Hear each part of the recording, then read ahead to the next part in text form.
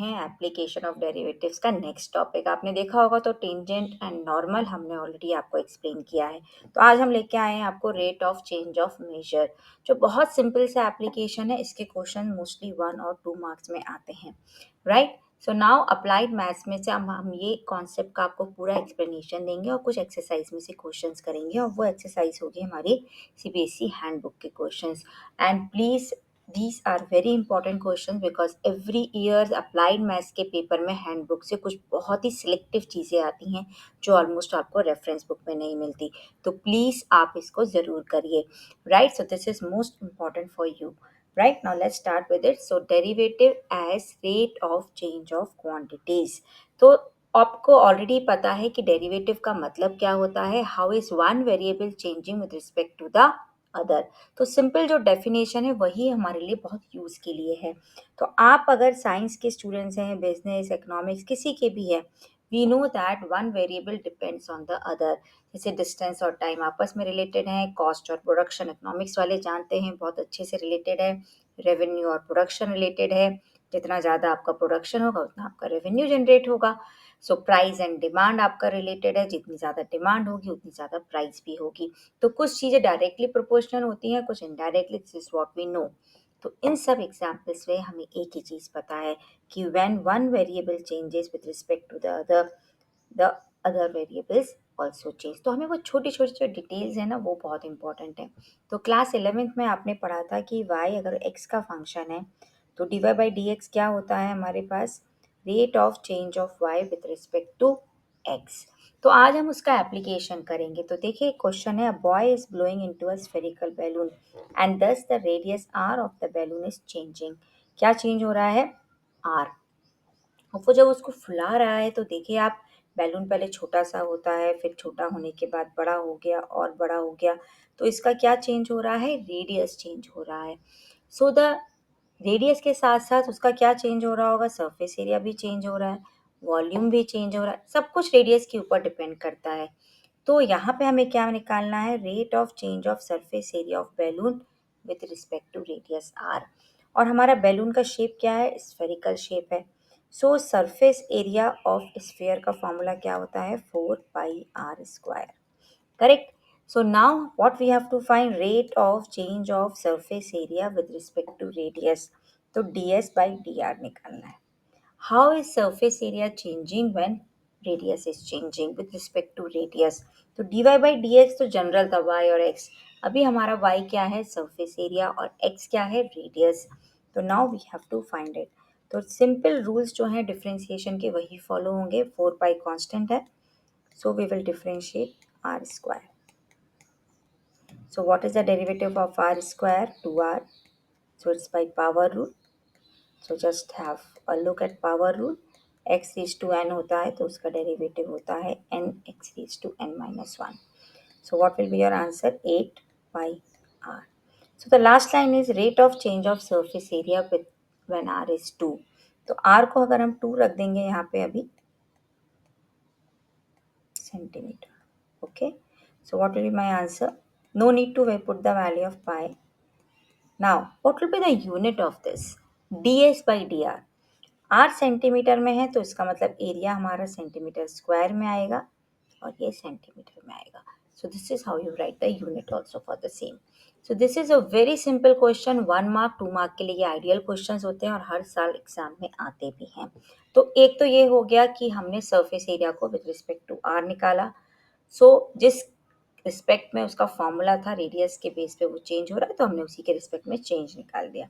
Now let's go to other type of question in this, related rates. अब related rates में क्या होता है, the quantities change with respect to time. So you may be given that rate of change of one variable with respect to time and the rate of change of other variable has to be found with respect to time।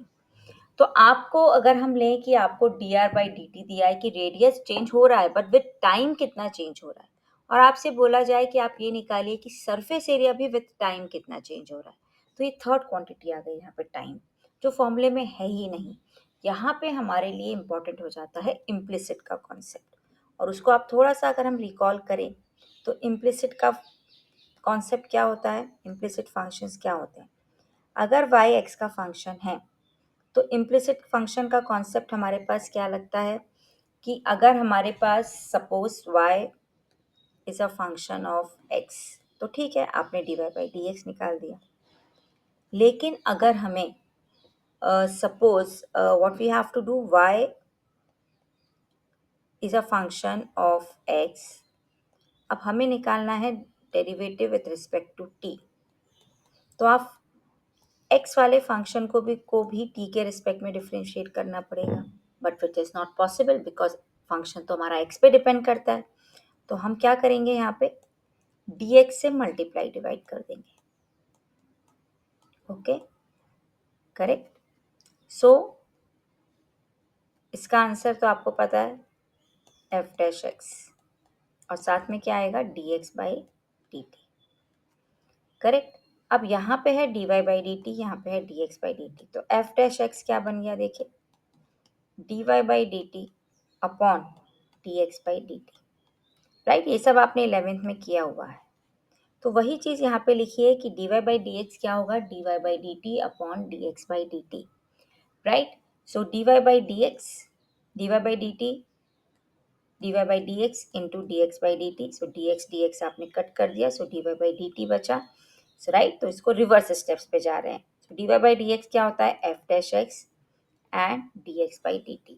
आप इसको इस तरह से भी समझ सकते हैं जो हमने किया, which is easy to understand, which we did in 11th, right? So I repeat again, y is a function of x, but दोनों t के रिस्पेक्ट में डिफरेंशिएट करना है।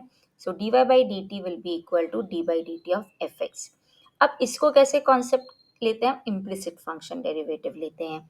सो dx को हम मल्टीप्लाई डिवाइड करेंगे, so we get f dash x, और साथ में क्या आएगा dx by dt, right? So this is what we have. So चलिए एग्जाम्पल ले लेते हैं। तो a boy of height 1 meter is walking towards the lamp post of height 5 meters at the rate of 0.5 meter per second. Find the rate at which the length of the shadow of the boy is decreasing. अब इसमें एक important point है कि पहले हम थोड़ा सा figure बना लेते हैं इस क्वेश्चन के लिए, to understand it in a better way. So now ये आपका बॉय है, correct. So let's take the height of the boy, A B 1 metre है। ये आपके पास हो गया एक lamp post, okay. So L P लिख देते हैं लैम्प पोस्ट को, इसका हाइट है 5 मीटर। ये डिस्टेंस x है और ये हमारा y है, करेक्ट। ये O पॉइंट है। सो क्वेश्चन इज गिवन कि boy of height 1 metre is walking towards a lamp post of height 5 metres at the rate of 0.5 metre पर सेकेंड। सो बेसिकली जब वो उसकी तरफ मूव करेगा तो आपका जो हॉरिजॉन्टल डिस्टेंस है x, वो चेंज होगा। सो वो चेंज होगा with time again, because he is moving towards it, और टाइम के साथ साथ वो चेंज हो रहा है, ये आपको गिवन है, टाइम के साथ साथ चेंज हो रहा है। सो कितना चेंज हो रहा है, 0.5 मीटर पर सेकेंड। अब आप मुझे ये बताइए, जो चेंज है ये कम होगा कि बढ़ेगा। अब इम्पॉर्टेंट पॉइंट है, ये बहुत कम हो रहा है कि बढ़ रहा है, कम हो रहा है, क्योंकि वो उसकी तरफ जा रहा है तो एक्स डिक्रीज होगा। तो जब भी डिक्रीज होता है तो ये डिक्रीजिंग है, राइट। इंक्रीजिंग डिक्रीजिंग उन्होंने दिया नहीं है, बट हमें खुद फाइंड आउट करना है। क्यों, why is it important, because अगर ये डिक्रीजिंग होता है तो हमें उसकी वैल्यू माइनस में सब्स्टिट्यूट करनी है आंसर में। इंक्रीजिंग होगा तो positive, I right it here. Increasing है तो हमें वैल्यूज लेनी है पॉजिटिव, और अगर डिक्रीजिंग है तो वैल्यूज हमें लेनी है नेगेटिव। और वही चीज़ आपको एग्जाम में भी याद रखनी जब आंसर्स आते हैं। अगर कोई आंसर पॉजिटिव आ रहा है तो इसका मतलब वो इंक्रीजिंग का रेट है, अगर कोई आंसर नेगेटिव आ रहा है इसका मतलब वो डिक्रीजिंग का रेट है। Okay, that's a very important point for these questions. अब आप सॉल्व कैसे करेंगे, आप बेसिक इक्वेशन कैसे निकालेंगे, तो वो हम यूज़ करेंगे सिमिलैरिटी। आपके पास यहाँ दो ट्राइंगल हैं, ए बी ओ, और एक ट्राइंगल है एल पी ओ। दोनों सिमिलर होंगे, क्यों, because this is a common angle O and these two angles are 90-90, correct, perpendicular. अब वाई भी सीधा खड़ा है हॉरिजॉन्टल सरफेस से, लैम्प पोस्ट भी परपेंडिकुलर है, तो दोनों परपेंडिकुलर होगा। So by A rule they are similar, correct. Now let's find the ratio of the corresponding side. तो एल पी के करस्पॉन्डिंग होगा हमारा ए बी, और एल ओ के करस्पॉन्डिंग हो जाएगा हमारा ए। तो अगर हम ये वैल्यूज यहाँ पे पुट कर दें, so what we will get, 5/1 will be equal to x plus y upon y. Correct? Let's cross multiply it. So what will be our answer? 4y is equal to x. बहुत simple. Now अब हमें क्योंकि dx by dt दिया है और dy by dt find भी करना है, क्योंकि इसमें बोला गया है rate at which the length of the shadow of the boy is decreasing. तो शेडो का लेंथ तो ये है हमारा नीचे वाला. करेक्ट? तो शेडो किस रेट पे डिक्रीज हो रहा है वो निकालना है हमें. So now here the point is कि आपको y कैसे चेंज हो रहा है विद रिस्पेक्ट टू टाइम वो निकालना है. So differentiating with respect to time. So 4 dy by dt, 4 is constant, to dx by dt. So what's our answer? dy by dt will be equal to minus 0.5 upon 4, which is minus 1 by 8. And this will be again meter per second. और minus sign क्या denote करता है? आपको क्या बोला? Decreasing. तो आप final line क्या लिखेंगे? Hence the length of the shadow of the boy is decreasing eight the rate of minus. Minus लिखने की जरूरत नहीं है अगर आप डिक्रीजिंग वर्ड लिख रहे हैं. At the rate of 1/8 metre पर second. Okay. Hence the length of the shadow of boy is decreasing, right, at the rate of 1/8 metre पर सेकेंड. सो डिक्रीजिंग वर्ड आ गया, इसे नेगेटिव लिखने की जरूरत नहीं है. Okay. So this is how do we go for it. Now आपको जो इकोनॉमिक एप्लीकेशन के क्वेश्चंस हैं rate of change of measure में, वो है हमारे पास दो important terms, marginal cost and marginal revenue. क्या आप सबने इकोनॉमिक्स में पढ़ा है 11th में? क्या होता है मार्जिनल कॉस्ट और marginal revenue? Here we will understand how to find it using derivatives. So marginal cost और रेवेन्यू क्या बताता है हमें? Instantaneous rate of change of cost and revenue with respect to output. Output means the commodity. आपका 20 production हो रहा है, 20 items का प्रोडक्शन हो रहा है, 30 आइटम का प्रोडक्शन हो रहा है, 50 का प्रोडक्शन हो रहा है, तो आपका कितना मार्जिनल कॉस्ट निकल रहा है, कितना रेवेन्यू निकल रहा है, मार्जिनल रेवेन्यू निकल रहा है. करेक्ट? तो वो हमें उससे पता लगेगा. सो इंस्टेंटेनियस मतलब उस टाइम पे rate of change of cost and revenue with respect to the output, that is rate of change of cost function and revenue function gives you marginal cost and marginal revenue respectively. So simply marginal cost निकालने के लिए आपको करना है cost function का derivative, और marginal revenue क्या होता है? derivative of revenue function. और ये दोनों टर्म्स इकोनॉमिक्स में बहुत इंपॉर्टेंट है, क्योंकि इसमें क्या होता है, देखिए ये बहुत इंपॉर्टेंट फैक्ट है एमसीक्यूज के लिए भी और understanding the concept in economics and maths as well, that कि अगर कंपनी को मैक्सिमाइज करने हैं अपने profit, so it will produce up to the point where marginal cost equals marginal revenue. आपका फायदा और आपका कॉस्टिंग दोनों सब बराबर हो गए. अब उसके बाद वो जितना भी एडिशनल कर रहा है प्रोडक्शन, तो वो उसका रेवेन्यू ही रेवेन्यू है, क्योंकि आपका जितना पैसा लगा था वो आपके जनरेट के इक्वल हो चुका. तो वहां तक तो हर कंपनी नहीं तो लॉस में चली जाएगी कि आप लगा ज़्यादा रहे और आपको मिल कम रहा है. तो जब वो दोनों इक्वल हो गए तो वो पॉइंट तो वो हो गया जहाँ पे सब मेंटेन है. तो मैक्सिमाइज करने के लिए अब हम उसके ऊपर जाएंगे. सो हमारा जब वो एक्सीड कर जाएगा पॉइंट, तब हमें प्रॉफिट ही प्रॉफिट है. Right? So the price per unit of a commodity produced by a company is given by this. X is the quantity demanded. तो पहले तो हमें रेवेन्यू फंक्शन निकालना है. तो सब इकोनॉमिक्स के स्टूडेंट्स हैं, बहुत इजी है. Price per unit into the number of commodities. आप 10 कमोडिटीज बना रहे हैं और एक का प्राइस 2 रुपए है. टोटल रेवेन्यू कितना हो गया आपका generate? 10 into 2. Same thing we are doing here. Price per unit है हमें 30 माइनस 2x, और हम उसको किससे मल्टीप्लाई करेंगे? The number of commodities produced, the quantity demanded, so which gives us 30x minus 2x square.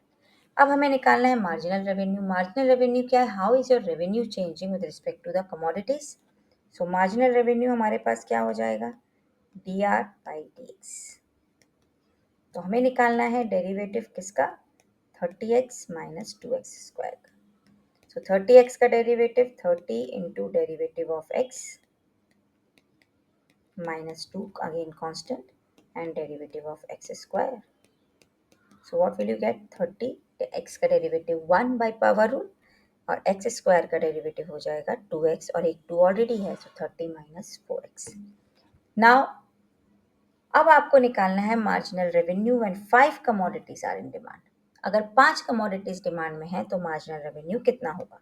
So we have to find marginal revenue when x is 5. So let's put x as 5.